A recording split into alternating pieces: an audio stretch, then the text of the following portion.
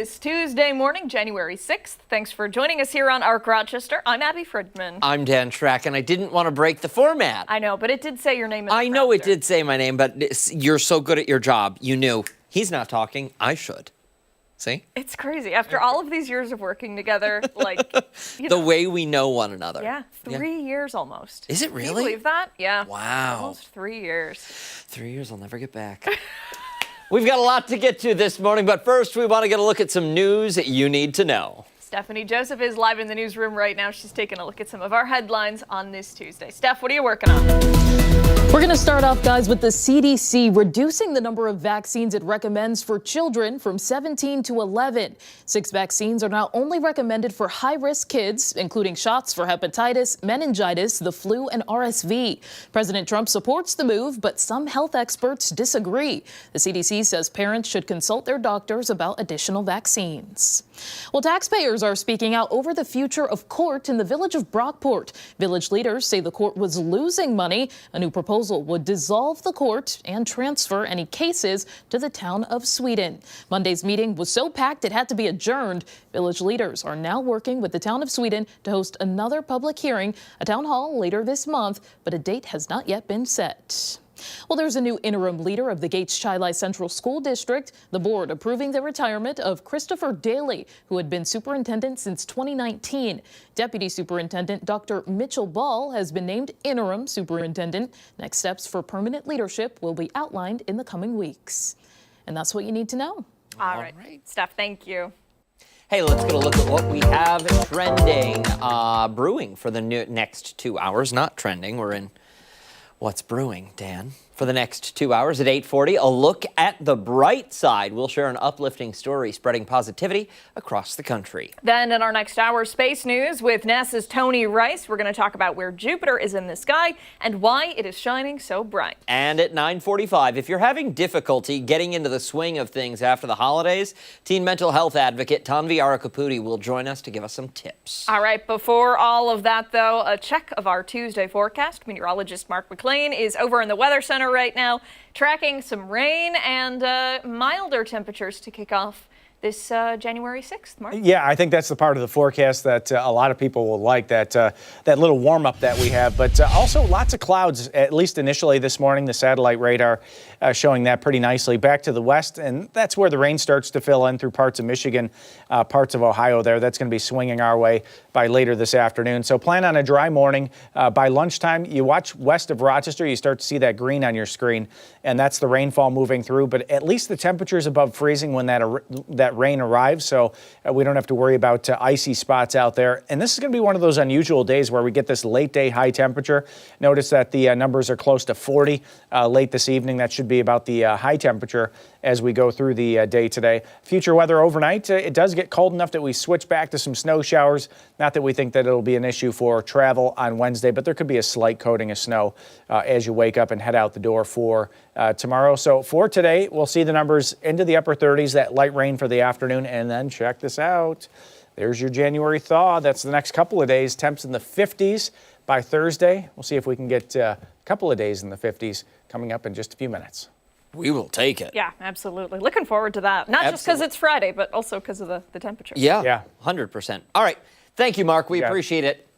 Let's go off the top and start with some of the stories that have piqued our interest. I'm going to start things off today and this morning. I want to talk about some brazen smash and grabs and robberies. Criminals in California got away with about $300,000 worth of rare Pokemon trading cards. It's all played out early Sunday morning at a trading card store in Simi Valley, California. 5 masked suspects forced their way into Simi Sports Cards around 3:30 in the morning. Now, there's awesome surveillance video that you're not going to be able to see. You're going to have to Google it if you want to watch it. They used what appeared to be a reciprocating saw to break inside, and one thief swung a crowbar at glass display cases. The others stood by and waited. The moment that glass shattered, all 5 grabbed bags. They stuffed them with whatever they could get their hands on in that store. Security alarms were blaring at the time. The whole heist took less than 5 minutes. Jake Miller, the store owner, says the thieves made off with Pokemon and sports trading cards worth about $50,000. But here's the worst part. This is the second time his store has been hit. Last April, thieves stole about $10,000 worth of merchandise. Miller says it doesn't get any easier, calling it a violating feeling that makes you sick to your stomach. Miller thinks this could be the work of an organized theft ring. His store is one of several trading card shops in that area that have been targeted in recent months. And get this, just hours after this break-in in Simi Valley, another collector was robbed at gunpoint. This happened outside RWT Collective in Los Angeles, so not too far. The victim was leaving the hobby shop when thieves with a handgun ambushed him. They took his cards and jumped into a waiting car. That haul worth $250,000. Simi Valley police say they are working with neighboring agencies to figure out if these incidents are connected. Miller says the rising value of Pokemon and sports cards have really made them attractive to thieves. Now, I want to talk about why these cards are worth so much, because $250,000 for a trading card? What? Your average Pokemon card sells for a few bucks, maybe $10 or $20. If it's a decent one. Not just I'm opening the pack and here's a Pokemon card. Okay. It's got to be a decent one. But rare cards can go for thousands. Some of the most valuable Pokemon cards have sold for more than $5 million. Do you know remember we made the bet with Lopez 2 years ago, the boxing thing? Yeah. Jake Paul. Yep. Jake Paul bought that one. I believe he paid $5.3 million for it. He had it encased in like glass or plastic and then had a chain added with diamonds and everything, and he wears it. It's now a piece of jewelry. Wow. It's a fixture. Okay. A first edition holographic Charizard card from 1999 sold for over $400,000. I'm with you. Right? Like, are you Crazy. spending that on a trading card? I'm not. And I understand why people do, because I'm buying a Picasso. You know, Sure. if you got Picasso kind of money, you can buy a Picasso kind of painting. Absolutely. So I get it. At the same time, I don't know that I want to own anything worth that much money. Yeah, I know. It's Collectively, sure, but one item worth that much? if you have that in your possession, I feel like you need to have like extra insurance Absolutely. or I don't know, talk with your financial planner or something, right? Please talk with your financial planner before you spend $5,000 on a Pokemon card. I don't know. That's Your wife is crazy. going to be so angry. I know absolutely nothing about Pokemon. I don't know what Neither a Charizard. Charizard. I don't know what that is. I don't know why it's rare. Listen, I don't know either. I told Hannah this morning, I was like, listen, I know how to read it and say it, so I'm going to. Charizard. Look at you. She's like, anybody could read that. Really Wow. put me down. Spelled the way that it is pronounced. Okay. It is. But it's a big word. Yeah. Good job. Thank you. Good job, buddy. Thank you. I'll be here all week. All right, we'll move along to mine now. A big week in Las Vegas. The biggest technology conference begins today. We're talking about the Consumer Electronics Show. It's a huge annual trade event, and it shows off some of the newest tech that we can expect to see in 2026. Gives us an idea of some of the unique, quirky, and unusual things we may see on store shelves in the future. So every single year, thousands of folks head to Las Vegas to get an inside look at this convention.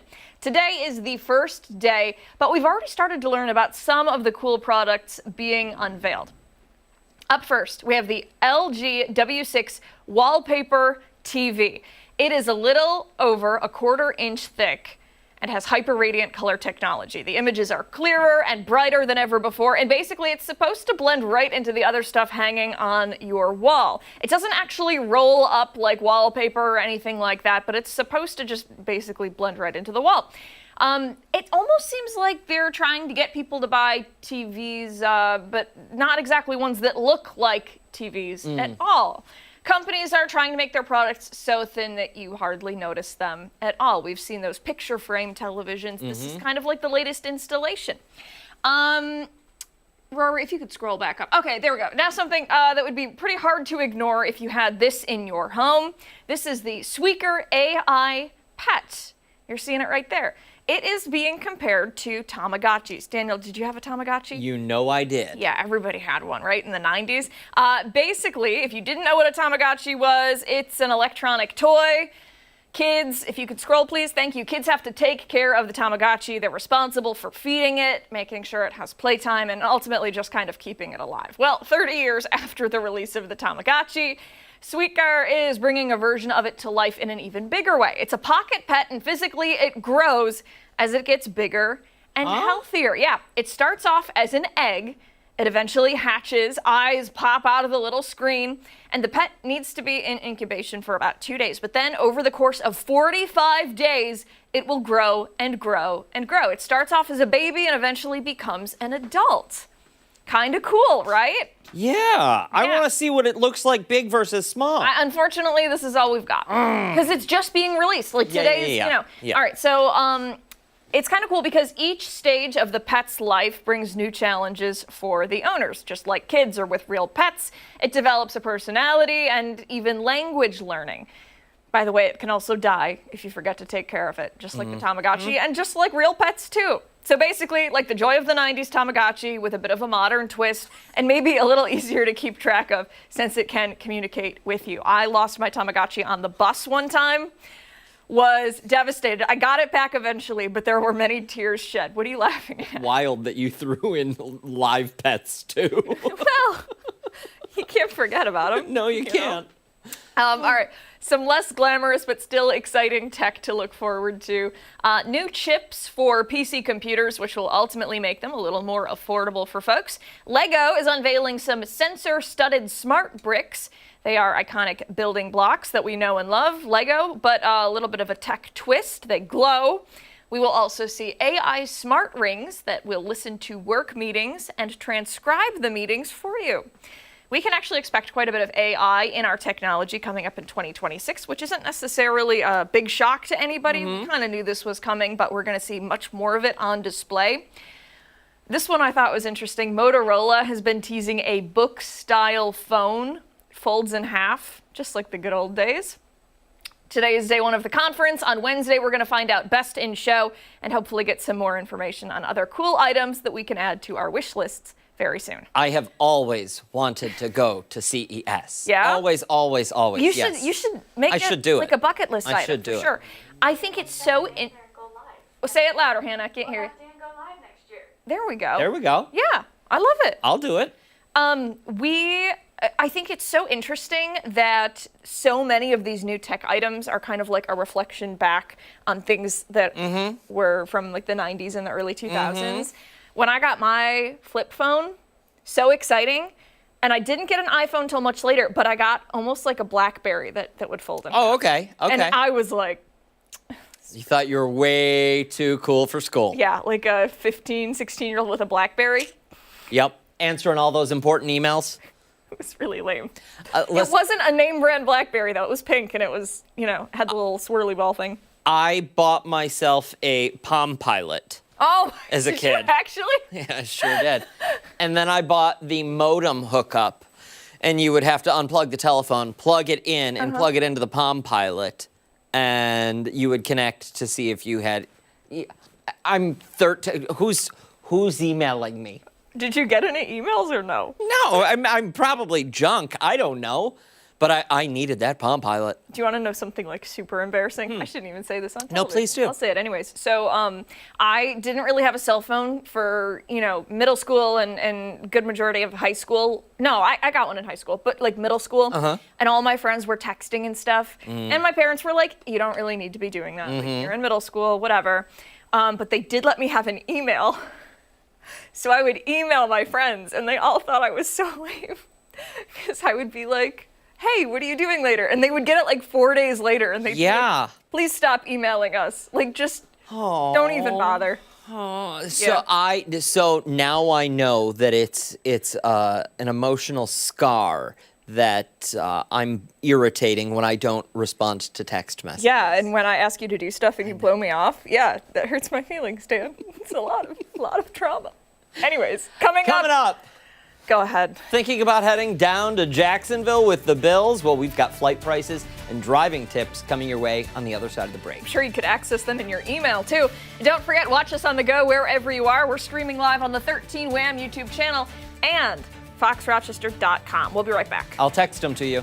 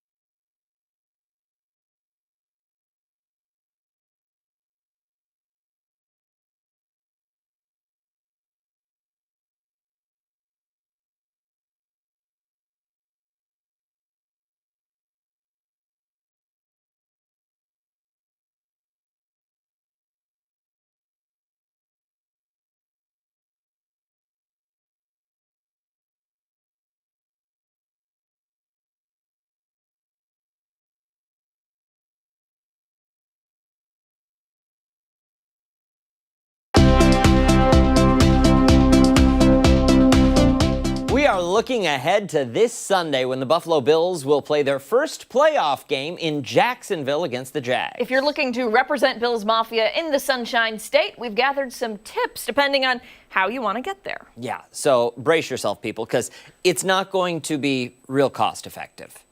Probably not. No. So you can get to the game without a ticket, and your cheapest option is standing room tickets for $280. It's standing room. Yeah. I So- didn't know that was a thing.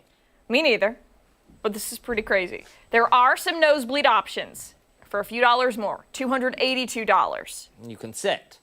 That's all according to Ticketmaster. I would pay the extra $2. To sit. Yeah. See, yeah.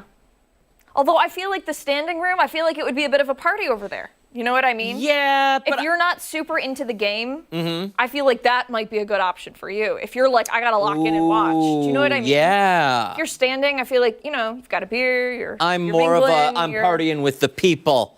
This is a collective experience, that. not a me watching the game. Yeah. Okay, I'm going for standing room. All right, well, then I would sit. The quickest way to get to Jacksonville is obviously to fly, but that is definitely going to cost you quite a bit. Yeah, looking at flights out of Rochester, there are no nonstop flights. According to Google Flights, the shortest and cheapest option is $515 on United if you fly out Friday and come back Monday. Okay, it's about a 5-hour and 20-minute flight. There is one layover, and there's also a flight, what? Hannah, there is a nonstop flight. Where? I did not find one. United added one. They Specifically, did, yes. specifically for Rochester to Jacksonville for this. Yeah. Yeah. You find it. I'm going to find it right I'm now. gonna Keep going. reading. There's a flight also for the same price, a slightly longer layover, and that is from American Airlines. As of this morning, flights that flew out Saturday and came back Monday were just about the same price. It also looks like you'd be spending the same time if you flew out of Buffalo. Okay, so let's say we leave on Friday, which is the 30th, and we come back on Sunday after the game. So that is a 3-day trip. Let's see.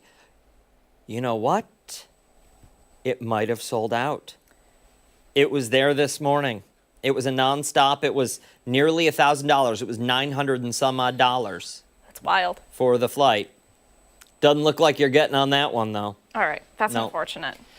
There are still nonstop flights, I guess, out of Buffalo. No nonstop flights. Nonstop flights out of Buffalo. No nonstop flights out of Buffalo. If you wanted to fly out of Syracuse, Google Flights is showing you could save some cash, but your flight will be longer. The cheapest flight, about $400, flying out Saturday, coming back on Monday. All right, so if you're thinking to yourself, nobody's got that kind of cash. Yeah, right now. it's Some people do. post-Christmas. Some people do. Yeah. Good for you. But for others, they might be thinking, we'll get in the car. Yeah.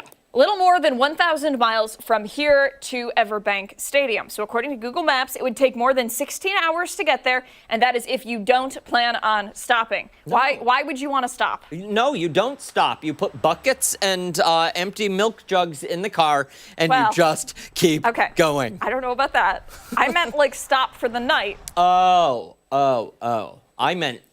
How long is even it going to take you to potty Everbank? breaks? That doesn't take long. No, it doesn't. But you, over the course of 16 hours, what are you taking? 5 potty breaks? You might be. I'm not. No? Think about how much water you drink. It's only 16. It's 16 hours. Did you say 5? Yeah. You have a Every 2 problem. hours or so? Okay. No? You do need to see a doctor Oh, about my that. goodness, no.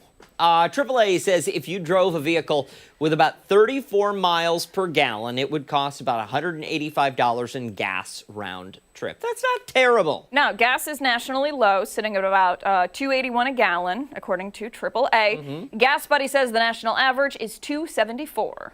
Another thing to think about when driving is parking. Ooh, yeah. Most hotels near the stadium offer parking at an extra charge. On game day, parking passes for Everbank's lots are sold out, but there are cash lots nearby, which are walking distance. I wonder, can you Uber? I'm sure. I don't, but here's the thing. I have never done parking at any other stadium other than Highmark. Getting into Highmark is a nightmare. I don't know what it's like at other stadiums, but I feel like with the Uber, they'd say, okay, we can get you this far, and then it's just going to keep costing you more and more the longer you're sitting here. Yeah. And how are they doing a pickup?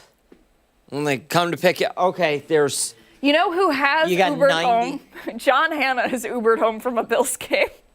Producer John Hanna. He has. Yes. That is right.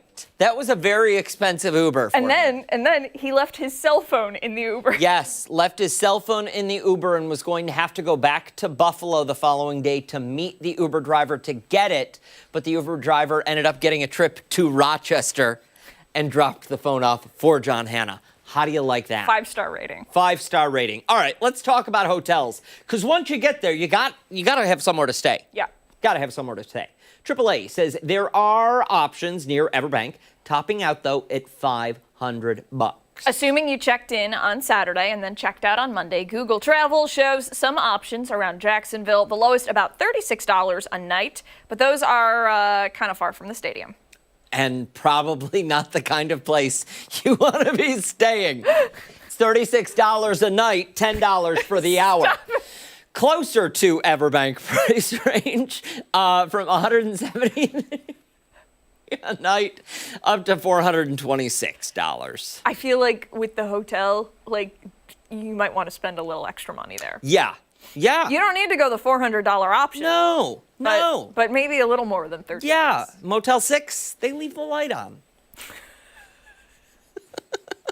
Don't forget, the game is Sunday at 1 p.m. Looking forward to that game. It's going to be a good The hotel and motel people, they love us. Same with the Holiday Inn people. hotel, motel, Holiday Inn. Coming up, Weather Watch with Mark. He's going to join us with more on his forecast. He's also got weather trivia. We'll be right back.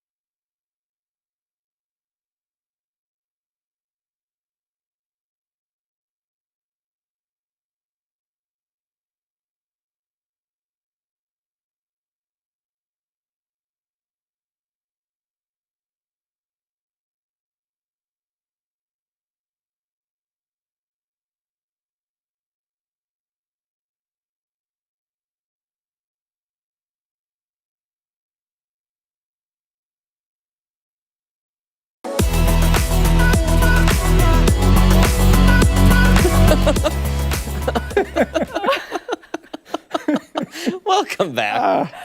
We were just watching meteorologist Mark McLean. We've been teasing him all morning. I was recreating a circumstance from last night. Yes, and he did a very good job. Good reenactment. It will skills. shock me if Mark is here at the end of the week. Will it? Yes. Do you think he won't Based be on able what to- happened last night, yes. Okay, so it's not fired. Well, I may not be here in 2 weeks because I got a jury summons. So That's right. That's like legit. That's Like I got right. my HR out. Yep. You've been on jury duty Yes, before. I was on a 2-week trial once. It was years ago. I can't believe they trust you with that kind of thing. You know, I even told them I was on television. I just meant like in general. Oh, Yeah. They look at you and they're like, him? seems like a trustworthy guy. Listen, I can't believe urgent care allowed him to take the kid out. They were busy To be fair, yesterday. we did wait outside. All right, let's get to weather Just do trivia. the weather, Mark. All right, weather trivia. Talking about a little warm up this week in Western New York. So let's go with that theme for the trivia. What is the warmest temperature ever recorded in the month of January for Rochester? How about that? What do you say? Is it 74 in 1950, 77 in 1963, 66 in 1880, or 70 in 1928? Wow. Hard to get warm temperatures this time of the year. Yeah. For obvious reasons. The sun's very low in the sky. The days are short. Oftentimes we have snow cover. Lakes- Circumstantially, for whatever one is correct, what would have to happen to make that? You would have to have a very strong southwest breeze, to bring in warm air from somewhere else. We can't manufacture warm air this time of the year in Western New York. So you have to. So that's all imported. You have to steal it from somewhere else. And not only that, but you also have to move that air mass very quickly. So usually it has to be very windy for us to get above 60 in December, January, or February, really. Wow. Okay, I feel like I know. Got a good. Yeah? I think so. I tried to cluster them all together in something that would be reasonable. But, Can I ask? Yeah. Was this a like a surprise, or was this like, oh, this is kind of on trend with what we've been seeing? that part I don't know. That part I don't know. All right. But we will definitely have that answer at 9 o'clock right here on ARC Rochester. You know what we're seeing right now? That. Yeah. That's called a low ceiling. You have a low ceiling in your house? No. No? Okay. Well, then you're in good shape. I bumped my head on them. 30 degrees. It's visibility down to 1 mile. A lot of times what happens, too, the warm air starts to go over that snow cover, and we start to get a little fog. So it could be seeing that at the observer at the airport, the east-southeast breeze at 9, lots of clouds. And, look at this. It's a January thaw. Temperatures into the 55 on Friday would be more than 20 degrees above normal for this time of the year. We'll take it. Right? And then mid-40s for Saturday. So it's the kind of thing that's going to melt down the snow cover. And if you like that, you're probably going to like the long-range forecast, too. It looks like this thaw actually goes into the middle of the month for the Great Lakes, and especially for the northern plains. It's one of these weather patterns that seems to be locking in right now. But satellite radar is dry. That rain that you see over Lake Erie and back to the west, that's going to push in just after lunchtime today. So there it is, 12:30, 1 o'clock. A lot of areas west of Rochester already in the rain. And, this is just a light to moderate rain through the course of the afternoon. Tonight does get cold enough that we'll mix in some wet snow showers.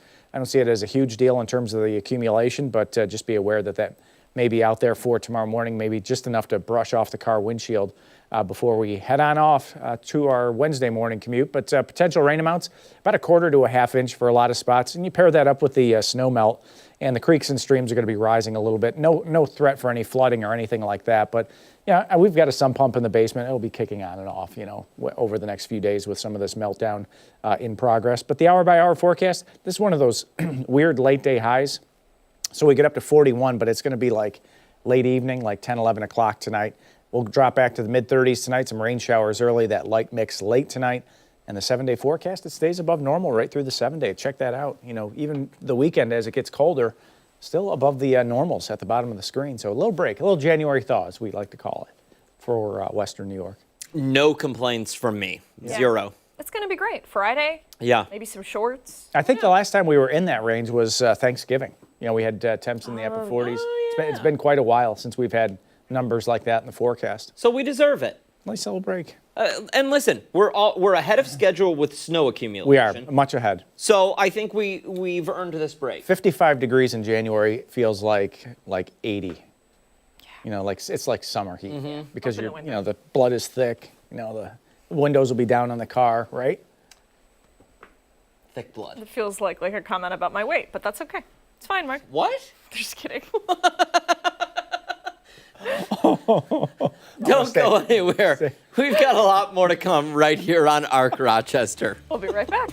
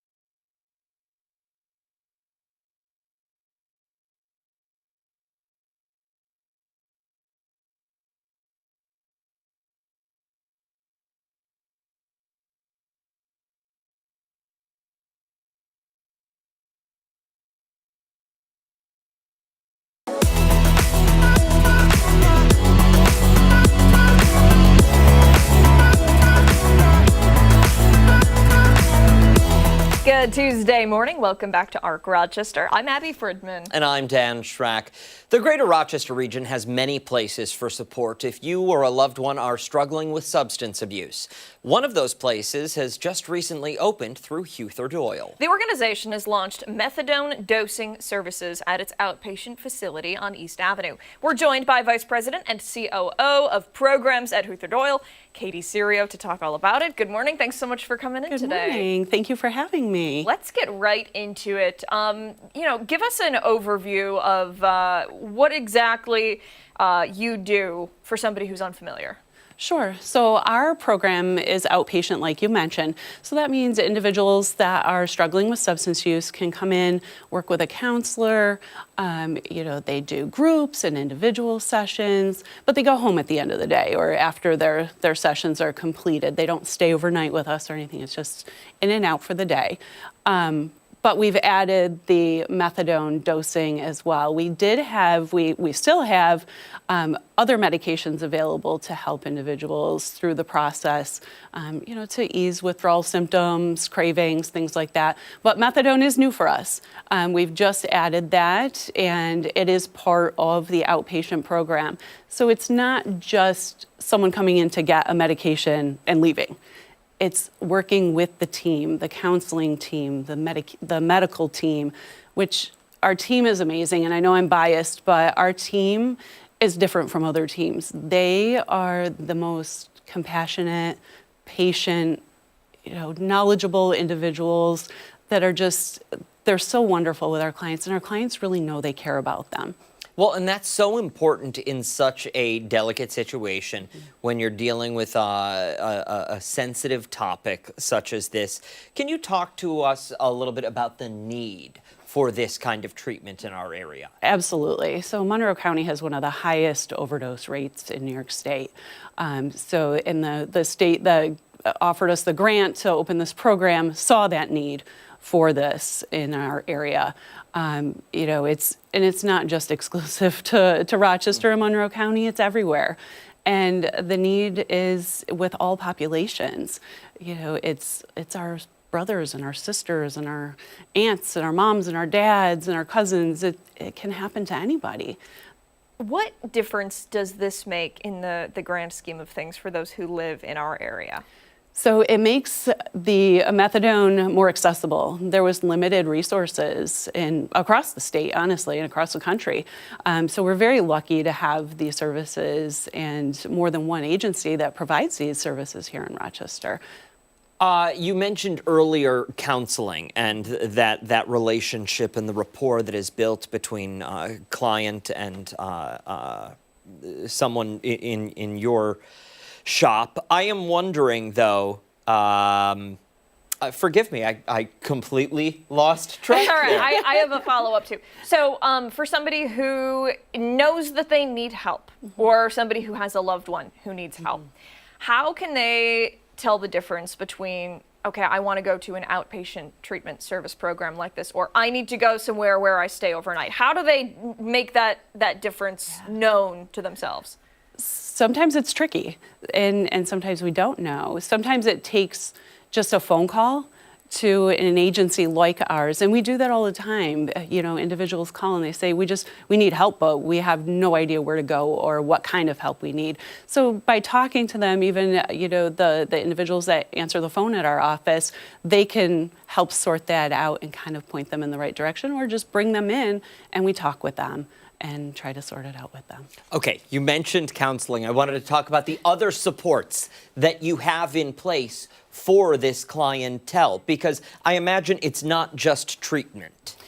Right. So we also have health home care management services on site through Huther Doyle, and they help with all kinds of different services, housing, making sure that they coordinate with their other medical providers, things like that. We have peer services. Our staff are amazing. If we don't provide the service, they know who does, and they can connect them. That's important. Yeah. Katie, thank you so much for your time today. For somebody who is looking to get some more information, how can they get in touch with you? So we have a website. It's hutherdoyle.com, and just by calling our general number, 325-5100.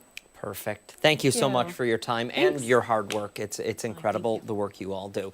We'll make sure to post all of this information and much more on our website after the show this morning, foxrochester.com. It's going on 8:40. We're back after this.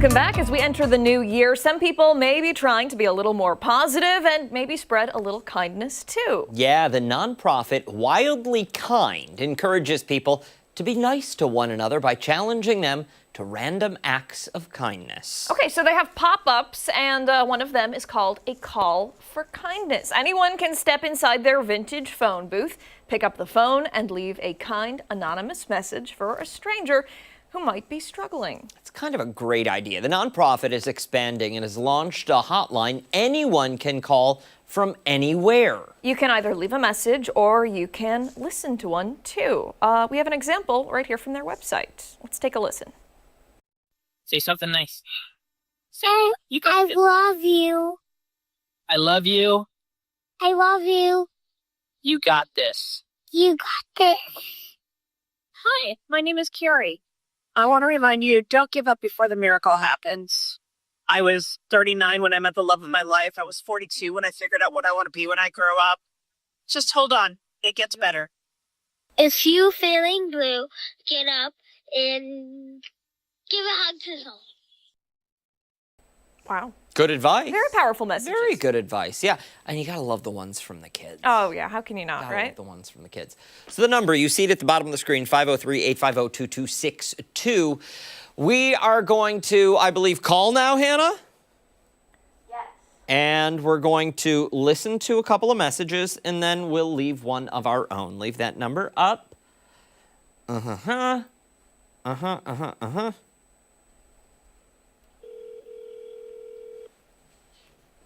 Oregon. It's Madam Cleo. Can you imagine?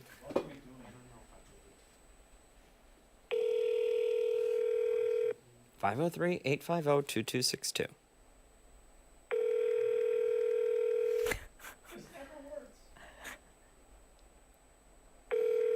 Let me ask, did we try this number on... Oh, you did? Okay. The person you have called is not available.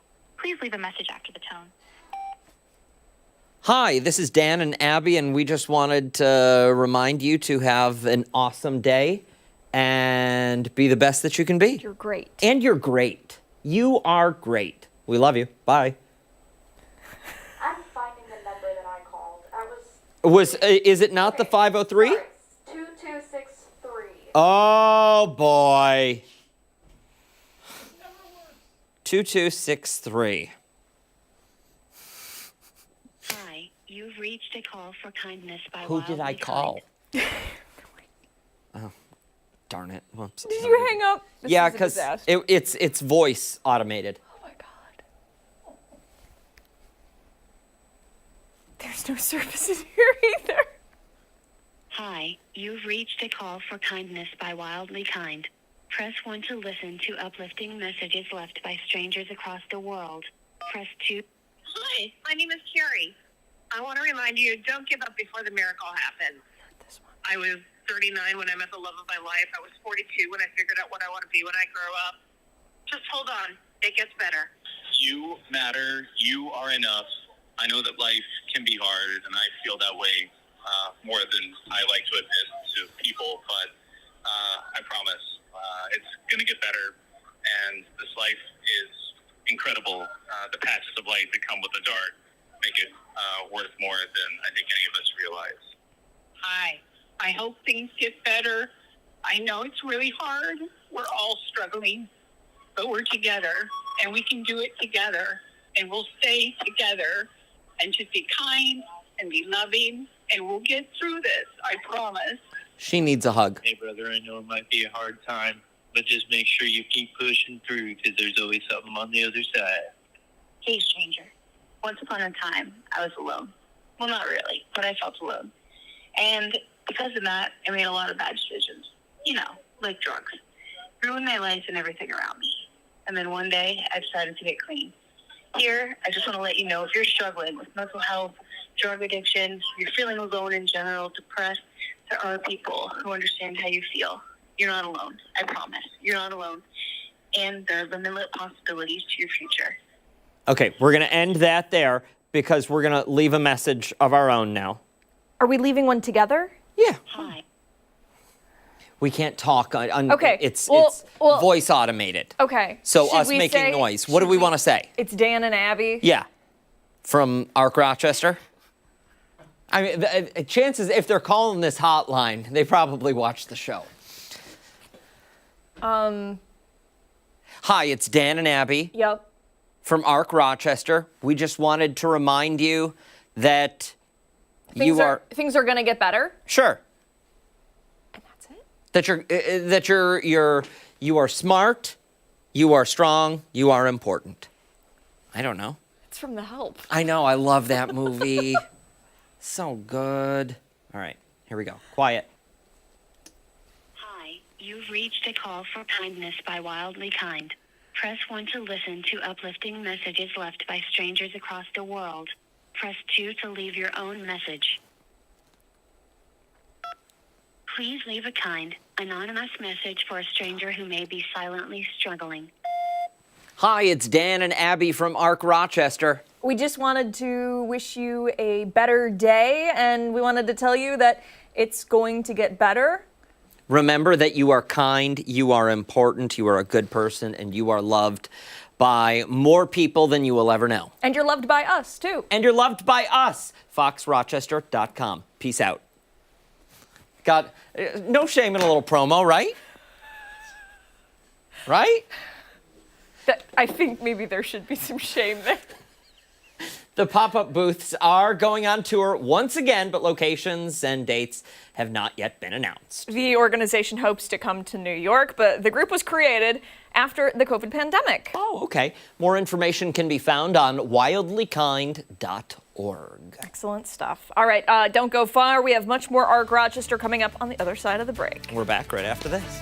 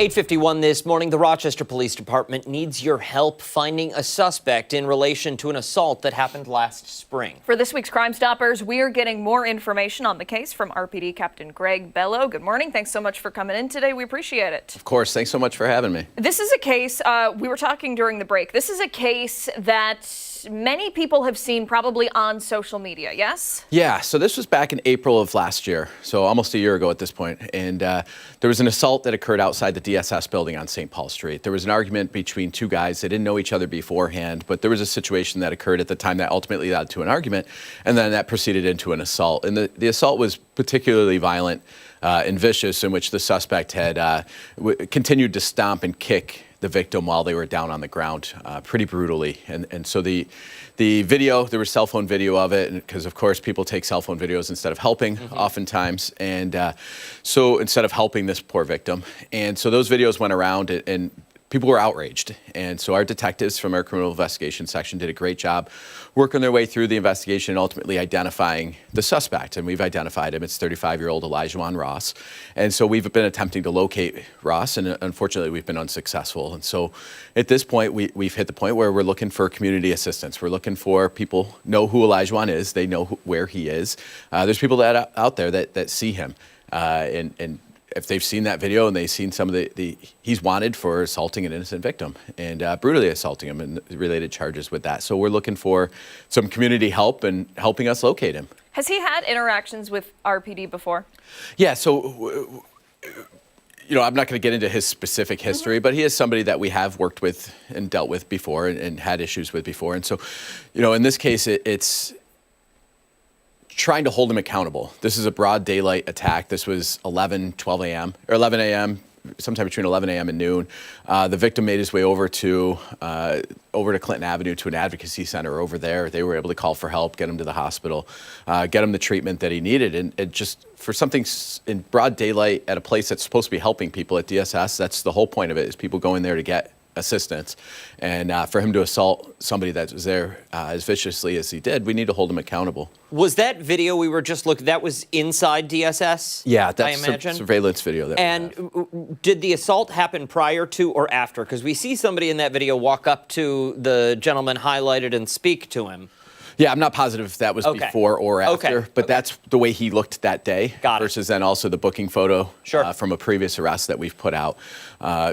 Obviously people don't always look the same in their booking photos as they do out there, so that's what he looked like at the time. And again, two different views of the same person, and looking for that help. And because people don't commit these crimes in silos, Elijah's out there. He's going about his day-to-day business after brutally assaulting somebody. And that's where somebody sees him, whether it be at the corner stores, whether it be family members. There was a girlfriend involved that this argument was over. So somebody knows, and do the right thing and hold him accountable for his actions. How is the victim? He's okay. He's recovered from his injuries, and thankfully, the injuries, the video was pretty bad. The injuries, thankfully, were not as severe as possibly looked at in the video, so we're very thankful for that. And again, just looking for help to hold him accountable. You can't be out assaulting people, especially at DSS in the middle of the day. Yeah. And, we can only do so much. There's 600 of us. We're 120 short. And so we rely on the community because we can't be everywhere every time. And this is another one of those opportunities for the community to help us. They've been a great partner in the past. Doing these segments with you, we've gotten lots of tips that have helped to A, identify people, B, apprehend people. And that's where we're looking for that help again. Captain Greg Bello, thank you so much for coming in today. We appreciate it. And call Crime Stoppers if you do happen to know anything, 423-9300. We'll make sure to post all of that information on our website, 13WAM and foxrochester.com. Stick around. We're back after this.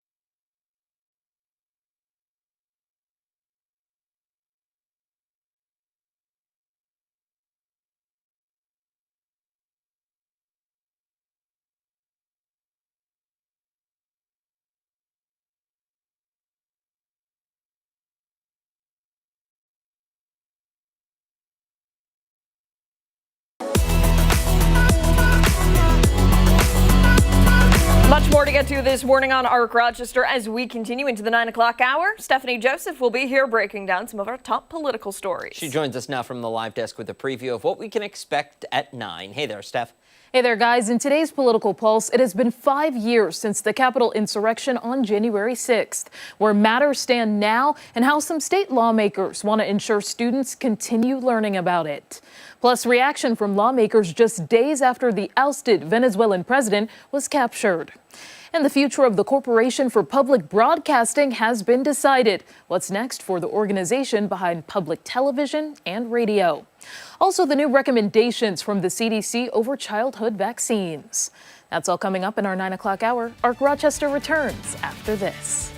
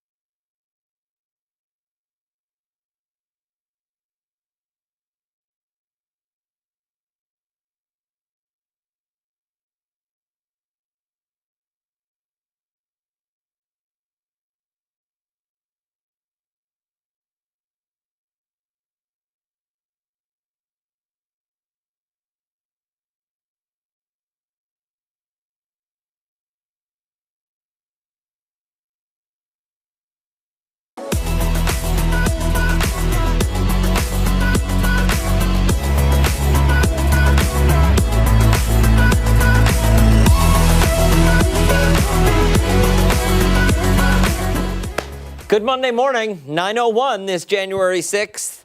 I'm Dan Schrack, and I seem to be the only one who has a sense of reason in here today. I don't know what we're talking about. How? I can't be part of the mix. She hasn't viewed I'm it. innocent. Oh, okay. Oh my gosh, I'm Abby Fridman. It's all Christian's fault. I don't buy the innocence. We're joined by meteorologist Mark McLean. We are so off the rails today. I know. We can get We've back on not done the rails. anything right today. Okay. What are you talking about? Well, it's because it feels like Monday. It does. It does. It does. This is like Monday times 2. Let's do weather trivia. Let's do it. We've got a little warm up in the forecast for you.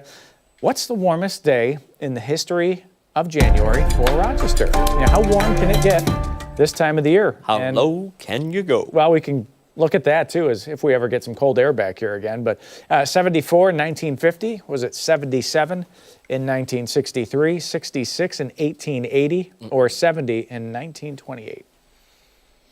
And Yvonne had A, Eva has C, the husband says B, Lisa and Mary also have C, Rod has A. Cheryl and Barb have B. We're all over the place. Barbara has B. Wayne and Paul have A. Amy's got D. I don't think this is helping you guys very much, is it? No, No, across the board. listen, I was thinking C is absolutely not the right answer. I'm sorry. That's the ding-dong? Yeah, in 1880, nobody wrote down that it was 66 degrees. It didn't happen. Didn't happen. Our weather records, to be fair, do go back to the early 1870s. That was my guess. See? I have Really? a hard time believing it could get into the 70s in January. I really, really do. That is a pretty hard sell, isn't it? Yeah, but like, what about D? Yeah? 70 in 1928? I don't know. I'm sticking with C. Yeah, Rory just said when in doubt, go with C. Okay, C. They got it to 74. what? Okay. Isn't that crazy? Can you imagine 74 in January? Wild. 1950. Wild. That was. Do you know the weather around that time? Oh, it must have been I didn't look at the specifics, but again, to get that, you probably had a southwest wind that was gusting over 30 miles per hour. Just a big cold front coming in later that day. I'm sure it was. No snow by the end, then. Anytime we get in the 60s and 70s in December, January, or February, we pay for that weather. What does that mean? That means that a nasty cold front comes through. The only way to surge that kind of warm air into western New York at that time of the year is to have a substantial amount of cold air bulldozing that warm air out of the way. Yep, pushing it and moving it somewhere else. So, yeah, that was an interesting one to me. Just look at this guy. Aww. He's ready for cold. This was sent in by Tom, his pup there. Doesn't want to get wet when we go I outside. don't think so, but buddy, it could be a little towel time this afternoon. We've got a steady face. I know. They're so cute. All of Get this them. jacket off of me. I love to see these photos. 13wham.com/chime in, by the way, if you want to share your pet photos with us. We have a QR code that you'll see up here on the screen, and we've had Buffalo Bills pets over the last few weeks, right? Christmas photos. It was great to see all the costumes there. But Thursday, I think of all the days, that's going to be the day because we're going to be in the 50s, some sunshine out there. It looks pretty nice for the walk. A little towel time by Friday, and Saturday looks like a little rain out there as well. Have you noticed this? Look at this. We're already gaining a minute a day. By January 22nd, we're gaining 2 minutes a day already. And it doesn't take long. By 3 months from now, that sunset will it'll still be light out in the 8 o'clock hour. 3 months from right now. Really? Yeah, it's not that far away. Lovely. Not that far away at all. Now, you're not going to see any sunshine through this. That is a low cloud deck down to 400 feet. It's 30 degrees. The east wind is at 11, and the visibility is at 2 miles. So it could be some fog out there with those low clouds. That always happens when we get warm air over cold ground and snow cover. 41 for Wednesday, 51 for Thursday.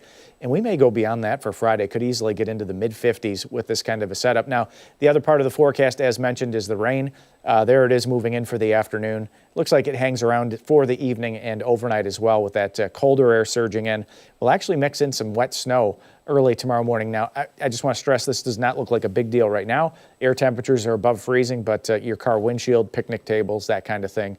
We'll have to watch, bridges and overpasses for a little bit of snow and ice. But potential rain amounts enough to kick on your sub pump, enough if you have a wet basement that you may see some wet spots down there. A quarter inch to a half inch of rain seems like it's a pretty fair bet with this system as it slides on through. Our planner has temps in the mid and upper 30s, some light rain, and tonight we're only going to drop into the mid 30s. So that's pretty lofty. That's a normal high temperature for this time of the year, in fact, for the low temperature tonight. So we're going to reverse the trend of recent weeks and warm things up. There's your January thaw on the screen. Don't be surprised if we take Thursday up. Thursday's the kind of day, if the sun decides to come out for maybe 4 or 5 hours, it'll easily be in the mid-50s on Thursday as well. We'll have to see how this all plays out time-wise.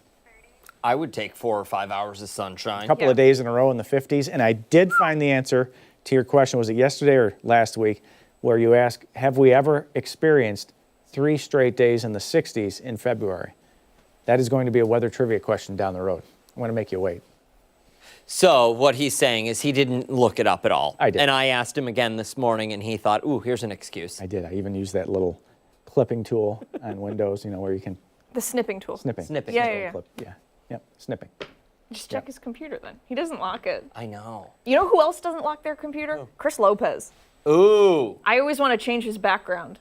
You should change it to your face. I was thinking it should be us with a sign that says lock your computer. It is against company policy, though, to... I think that would get you in trouble. I did one of those things yesterday. It's also that's against probably a company bad policy idea. to walk away from your computer and leave it unlocked. Oh, okay. You're correct. Don't want to get in trouble there, McLean. Trust your coworkers. Trust your coworkers.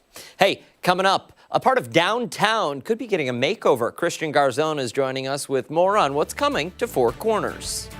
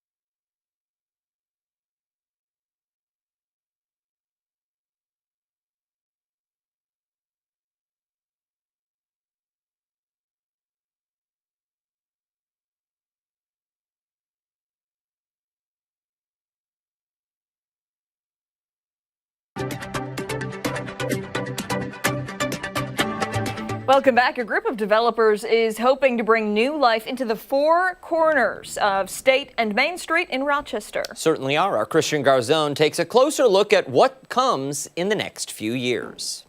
Matt Druin with Oak Grove Companies has a vision for the Four Corners section of Rochester's downtown, an area he feels is in need of a facelift. On nights and on weekends, it looks like a ghost town down here. His team just purchased the Wilder Building here on East Main and Exchange. In my opinion, a blank canvas that we can work together as a community and reactivate it and make it as part of a downtown Rochester that we can be proud of. Druin says a number of these buildings have substantial vacancies inside and are ripe for redevelopment to bring back a key demographic. You're seeing low-income housing and high-income housing, and both of those are good. But really what we're missing is that middle income, middle-class people that can't afford to live downtown. With Oak Grove also acquiring the Tallman Building here, their hopeful vision for Four Corners is just beginning. Druin says the Wilder Building will be mixed use, apartments, offices, and commercial space. And the price tag to do all of this isn't cheap either. Well, the cost is definitely astronomical when you're converting these older buildings. About $20 million, but with tax credits and grants, that's expected to go down.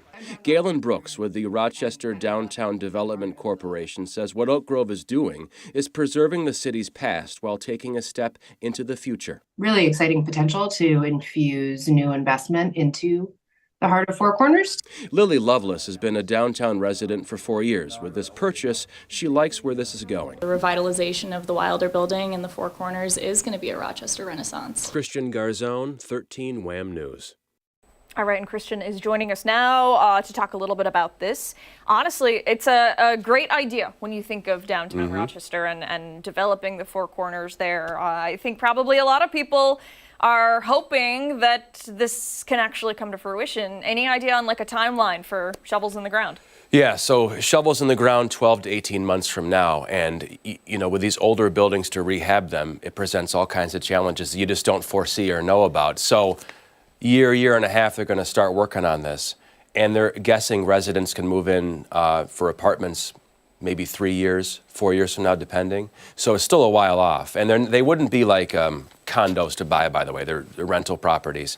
But his whole thing is they want to see the middle class move back into Rochester. Teachers, secretaries, nurses, and he feels that's really lacking in the downtown atmosphere, especially at nighttime. Now, we talked about some of the comments, and people are right to weigh in about public safety. That's been a big challenge for Rochester, especially, you know, you were out on the streets with me over the past, I don't know, 3-4 years when we had all kinds of record crime here. I think there's a bit of an ebb there. I don't think it's the way it was a number of years ago, but people are valid to have those thoughts and concerns. I think you nip that problem in the bud, you would see people want to move back to downtown regardless of development or not. Either way, this is very exciting, I think. Matt Druin and his team, David Martin, there's Joel Barrett and Lily Lovelace. I always want to say Lucy Lawless, but Lily Lovelace, the last soundbite there. They're all behind this. They have such a passion for Rochester's culture, history, and its future. They want to see it preserved, but also where are we going? I think it's so easy to get caught in the narrative, and I spoke to Galen Brooks in there with the Rochester Downtown Development Corporation about it's so easy to get caught up in the argument of Rochester's best days are behind us. Kodak, Xerox, Bausch & Lomb, they're still here, but they're sort of shells of what they used to be. Where are we going? And Ms. Brooks rightly pointed out, when you think about Rochester and the technological hub that exists here, the medical community, innovations here, our university system is unmatched. There's a lot happening still in Rochester. And those sort of three things I listed there directly are talking about young people, middle-class workers, and that's who Matt Druin and his team really want to see move back into downtown and be very much a part of the culture and the nightlife. Oh. Yeah. Which is great because I feel there are a lot of housing opportunities for those in a certain upper tax bracket and housing opportunities for those who are very low income. But the middle class, it's as if there's not a place for them to go. Yeah, and he said that in the piece. He said that Rochester, listen, I lived in New York City about 10 years ago, and I noticed that when I lived in New York City for about a year, everybody was either very, very poor or very, very wealthy. The middle class was in like Staten Island or Queens or something. So he brought that up in the piece, and that was a very good point, that you're very wealthy or you're on the lower end of the totem pole, so to speak. So he wants to see that middle class element move back in. I think there's a real chance to do it. And by the way, these properties, they're like 50-50 when it comes to vacancy. There's not much going on in there. Even the Tallman building around the corner, I think they've got a couple businesses that moved in there, but they're slowly acquiring these buildings around to really rejuvenate. So that won't be just, I shouldn't say it won't be just apartments there. It'll be mixed use. There'll be commercial, retail kind of stuff in there happening, and also office spaces and things like that. I don't even know what, like a typical office space rental cost would look like in this day and age downtown. I couldn't tell you that either. I could guess, but I could guess too. But I imagine, for somebody who's saying to themselves, okay, I want to have my business somewhere in or out of the city.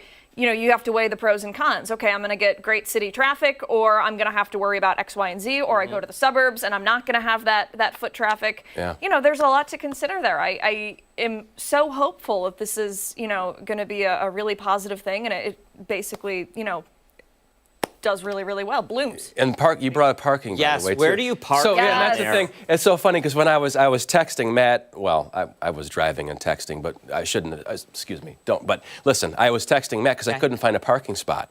So I was driving around. I'm like, I can't. I think I had to park off to the side somewhere, put my little working news car here. But that was a challenge. So that's something else they got to figure out is the parking if they're going to have this influx of people there. There are a couple spots across the street, but I felt that was a little limited and it was cash only, type of deal. However, I mean, if it's a development group, they could work out something with one of those lots. And as you mentioned, it could be 4 years before we see a moving truck. These are things. These are things. We've got time to figure those things out. These are things they're not going to think about. These are on their minds right now. They're thinking about them. They're planning. They're going to figure this out in the next 3-4 years. It's all going to be I think, a pretty exciting chapter to sort of rejuvenate this area. It looks like it. Yeah. Absolutely. Yeah. Christian, thanks so much for your time. Thank you so much. You can read Christian's full story over on 13wham.com. 9:17 this morning. Coming your way, Political Pulse Check with Stephanie Joseph. We're back on the other side of the break.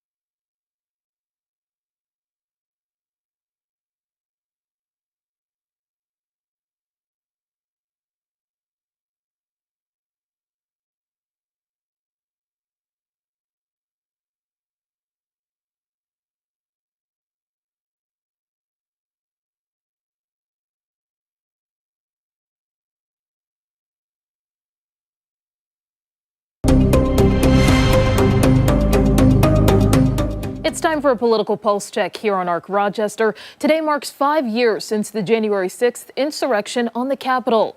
Protesters supporting President Trump stormed the Capitol. They damaged property as lawmakers were trying to certify the 2020 election on January 6th, 2021. President Joe Biden was elected then. Since Trump took office for his second term, he has granted pardons or commutations to more than 1,000 people involved in the attack. That includes 4 men from our area, former Proud Boys member Dominic Pizzola, along with Cody Mattice, James Malt, and James Weeks. Some of the federal prosecutors behind those cases have seen pushback. There are concerns about the violent events that day being erased. ABC News reports the official plaque honoring police from that day is not on display, despite that being required by law. But some state lawmakers are hoping to ensure students are taught about January 6th.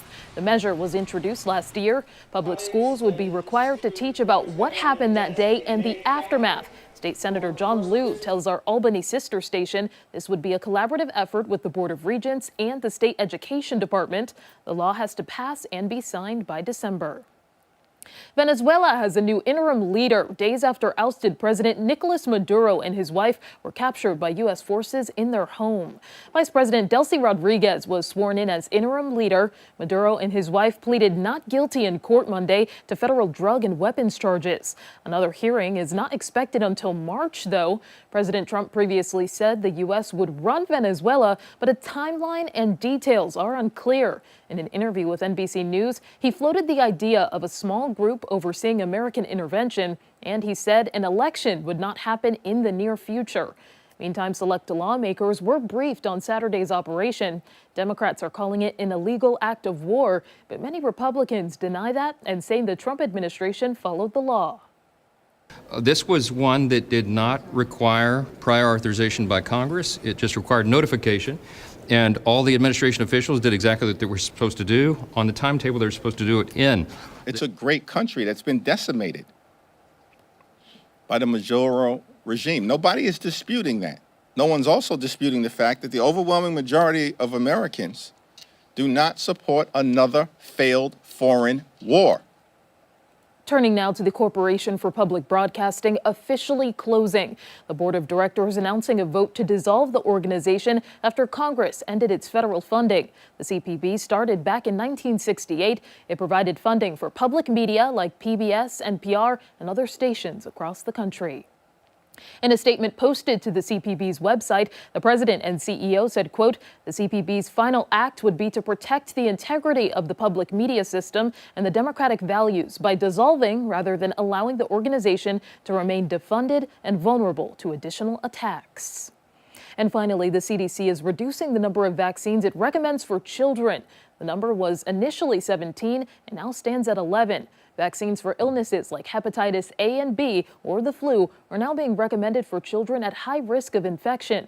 Federal officials are also encouraging parents to consult their healthcare providers. A local pediatrician is speaking out against the effort. We have had for decades a well-researched, well-vetted schedule that has saved countless lives, prevented hundreds of thousands, if not millions of hospitalizations every year. This will work to kind of create confusion for parents when there really shouldn't be any confusion. The science is clear, the information is clear. We have a schedule that works. And be sure to stay with ARC Rochester for your top political headlines. We're back after this.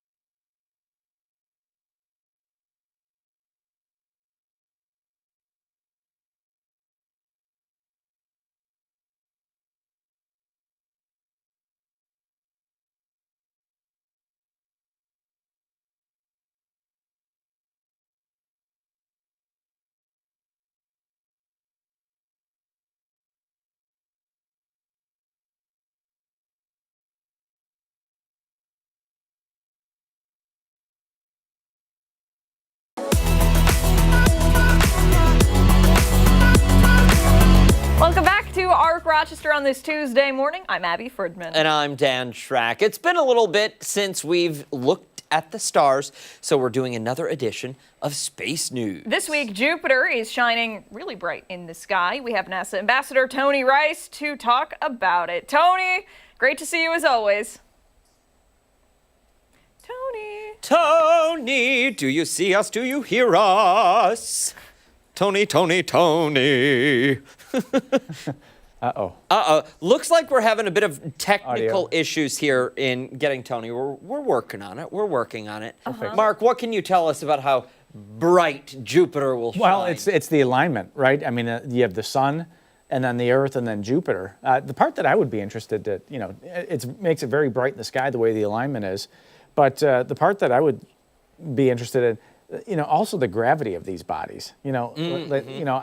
Is this like a tug of war in space, like when these lineups happen? I mean, is there subtle shifts in like orbits and stuff? And can we see that kind of thing? I've got so many questions when it gets like this. Can I just make a guess at that? I would say because of the distance, no. The Earth is not feeling the gravitational effect of the alignment of Jupiter. Listen, I don't know the science behind it. I'm guessing that no, because Jupiter is how many million miles away?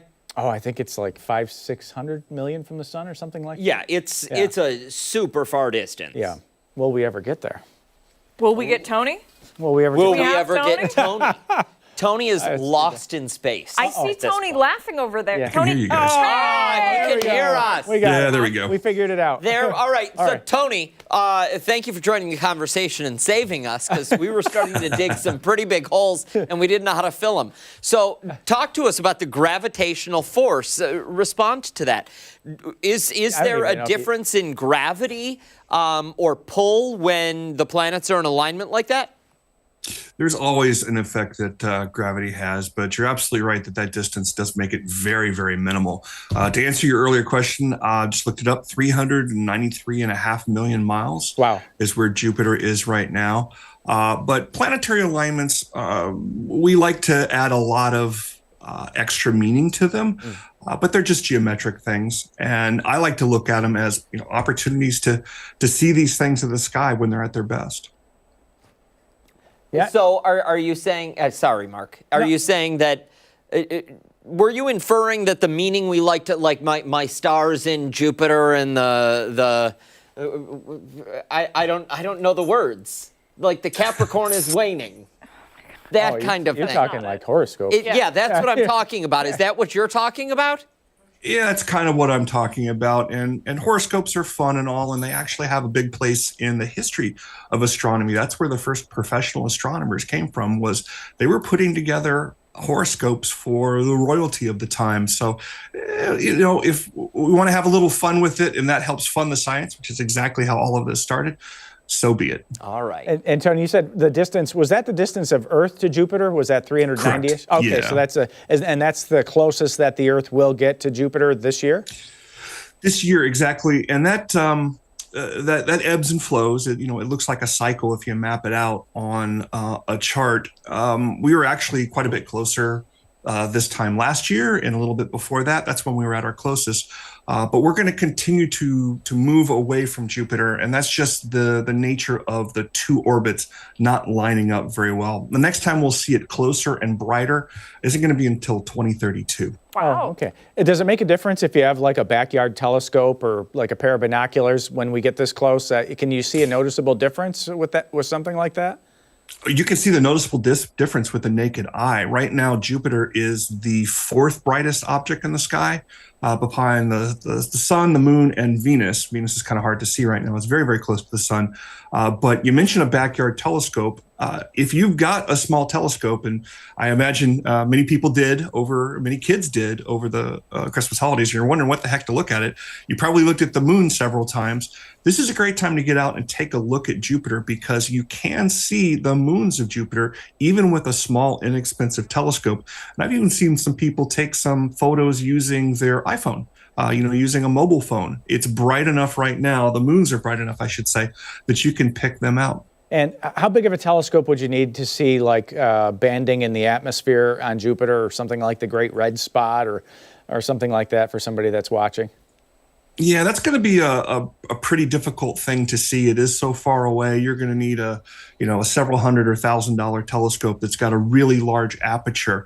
And those beautiful pictures that you see, those are taken with multiple pictures that are layered on top of each other to get those really fine details. The hard thing about seeing the moons and the body of Jupiter is so very bright right now, and those moons are pretty dim. That's actually the hard thing about seeing those bands, is it's so bright. You have to really take the exposure down even to see some detail. Tony, can I ask about that big red spot quickly? How long, do you know offhand how long that storm has been churning? Does science know? We believe it was several hundred years, and that's based on some of those observations that go back again several hundred years. But it has not always been there, and it will at some point go away, we believe. Wow. And what does that mean, like in layman's terms, that there's this storm happening? And that means that the weather we see here on Earth is very much like the weather we see on Jupiter. But those cloud tops are a whole lot more violent. The weather on Jupiter is very, very violent. So all of these things that we study on these other planets, the planetary weather there, it all works the same. It's the same physics. So it can all be applied back here on Earth to help your weather team do some better forecasting. Yeah. It's so interesting that it's the same. Yeah, that's really cool. Yeah. Wow. Tony, we appreciate the time. As always, question, and this is like super random. Do you have a good space app on your phone? Like, they have the ones where you like hold it up and you look and it kind of, can identify some things. I'm sure a lot of parents and kids are out there thinking, okay, I have a little one. They're into space. We have the telescope, but they want to know more. There's dozens and dozens and dozens of out there, and really the one that answers those questions that you're talking about for you is the best one. So my best advice is never pay for one. There are so many free good options out there. There's people that like me that just love putting these kind of things together and getting them out there in people's hands. So download a couple of the free ones, find out which one works the best for you, and delete the others. Abby, are you looking for yourself? I've got the ins. You have one? I used to. I had to clear a bunch of stuff out for my phone. I've got the ins for you. Okay. You have what? I've got the ins for you. Oh, okay. Yeah. Sounds good. Yeah. Tony Rice, thank you so much for your time and expertise, my friend. Great. Thanks for having me. Mm-hmm. When we come back, reports of Wegmans using biometric data in stores. We're getting a reporter recap coming up after the break.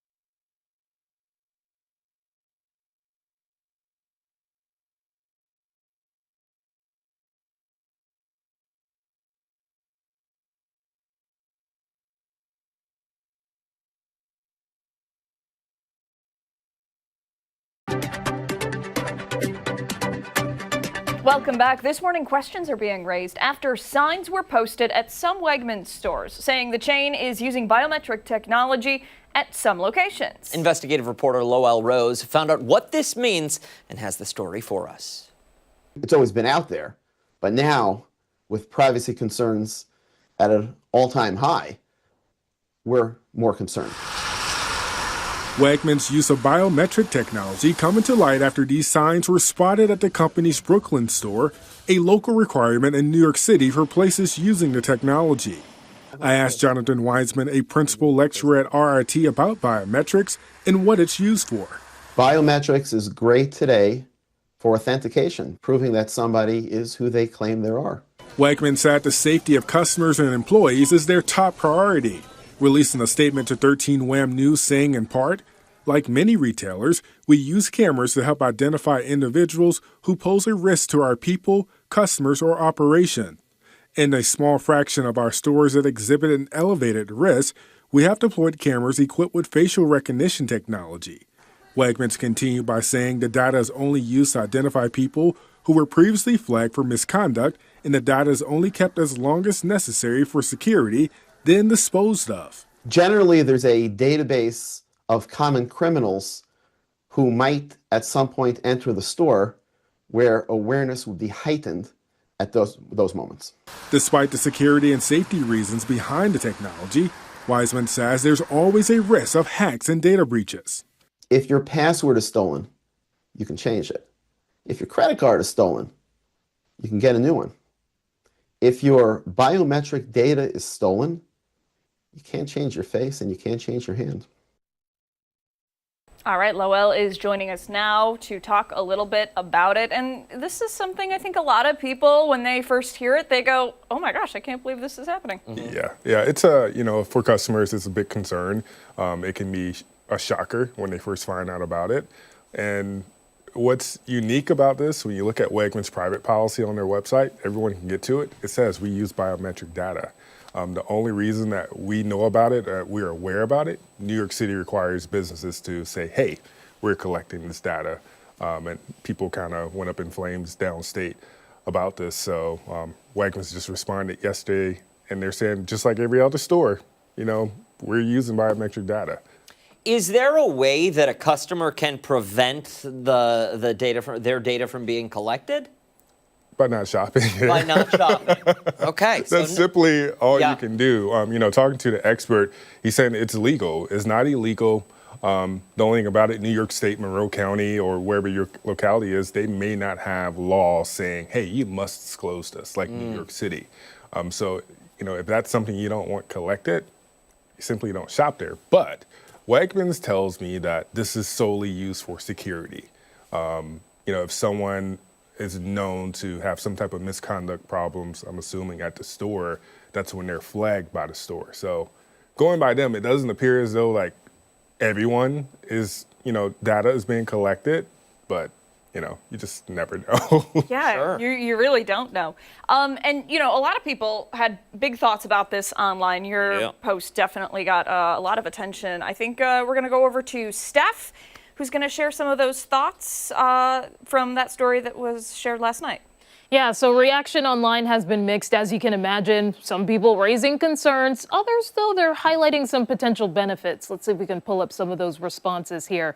Dominic seems to be in favor, saying, quote, yes, for the safety of our employees and customers. Nothing wrong at all with this. As an employee there, I am grateful for all they do. Rick also adds, the whole world is using biometrics. What's the big deal? But one user, David, worries about a possible breach, saying it is not a matter of if Wegmans loses the data to cybercrimes, it's a matter of when.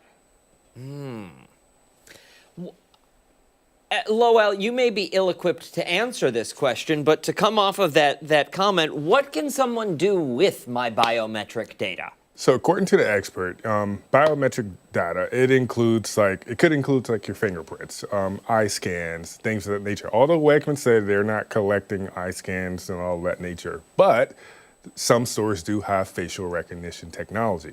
But according to the expert, biometric data, your finger scans, your eye scans, how your face looks. They could basically try to impersonate you. Oh. So that's really the biggest thing. It's almost hard to believe when you think about it. You look at like security video from stores and whatnot, and it's usually grainy and blurry, and you're like, what am I even looking at here? The idea that there's technology in there that can do so much more it's kind of shocking. It's like things we saw on TV, back when we were kids, The Simpsons. I mean, not The Simpsons, but The Jetsons. Something scans your eye and the door unlocks. But when you think about it, our cell phones, we can just simply hold our cell phones up and it's unlocked. Very similar. And then you look at all the grocery stores now, they have these automation checkout lines. And if the line thinks that you maybe didn't register a product, it's like, hey, let's get an employee over here. Sure. So it's... Or if you have a habit of accidentally forgetting to scan products, I would imagine the cameras would flag you for that. Absolutely. I do like one of those comments from the employee's standpoint. I like the fact that the employee says, hey, this makes me working here feel a little bit better. I feel safer. And we've all been in the grocery store when somebody loses it over, the bananas, the cost or something. And these employees have to put up with a lot. Right. So to know when certain people are in your store, that part is important. Yeah. Safety. And I mean, think about how many times you've gone into a store and there's a sign, right when you walk in, do not let this person in the building. And you think to yourself, like, who's watching? Yeah. Who's watching? What am I, like, just go up to somebody and say, like, hey. I'm security you now. You shouldn't be here. But yeah, I mean, I guess you don't really put two and two together until it's right in front of you saying, hey, we do this.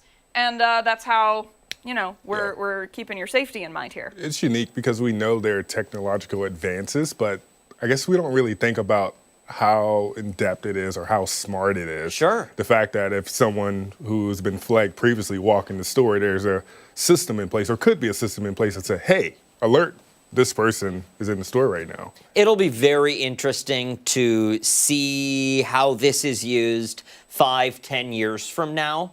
And what daily life is like, with technology like this being deployed everywhere. Yeah.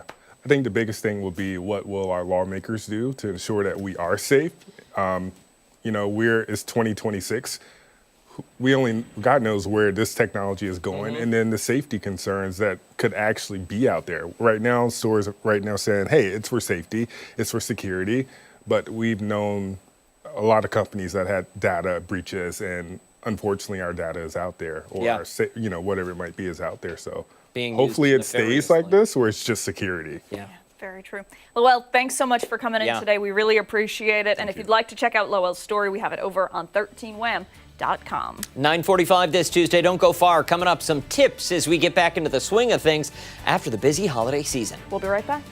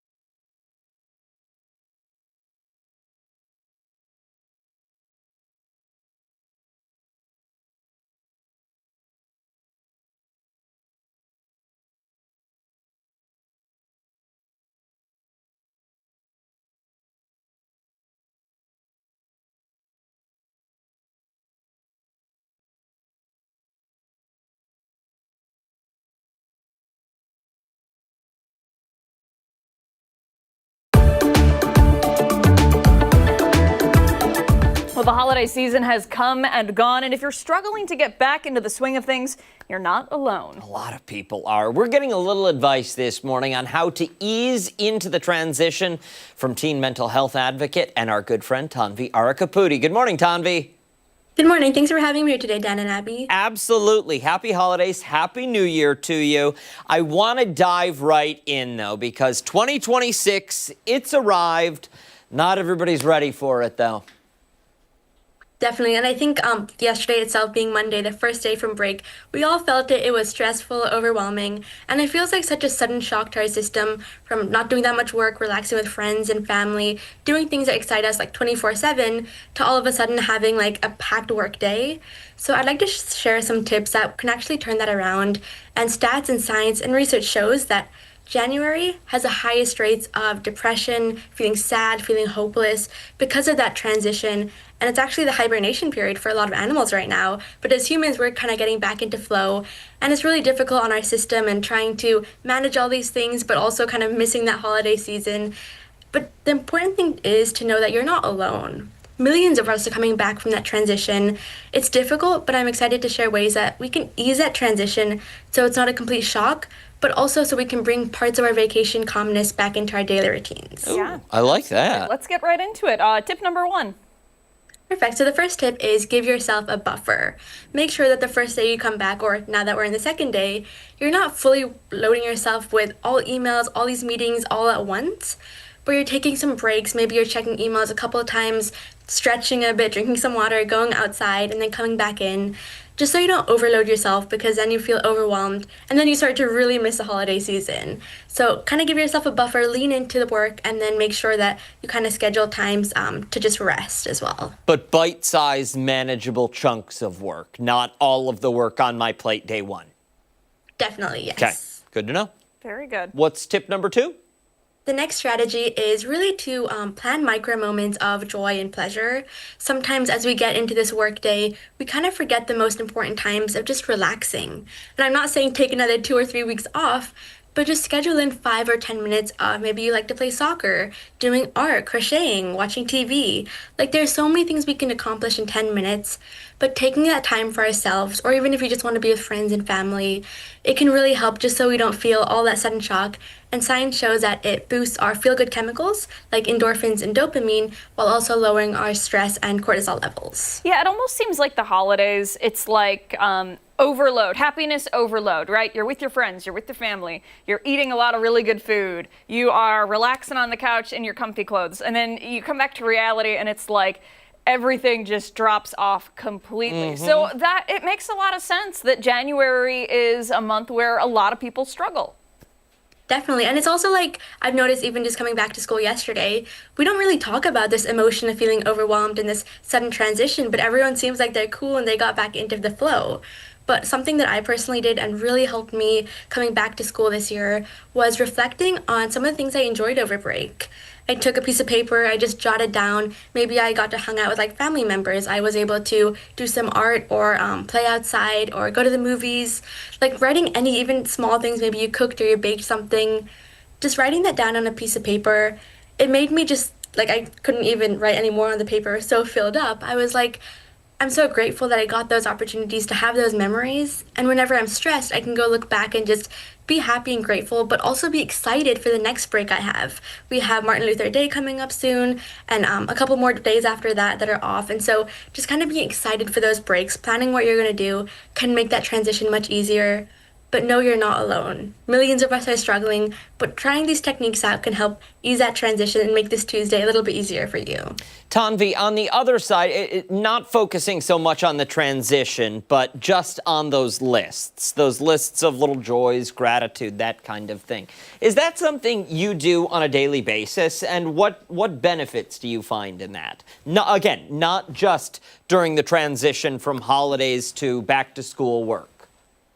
Yeah, I actually do. I wouldn't call it a gratitude journal daily, but I have a book, and every day I write down or draw images of the things I've done that day. And so before the night, I reflect on everything, maybe what I did in each of my classes, or maybe I watched a movie, what movie I watched, or maybe what snack I ate. Even just the small things.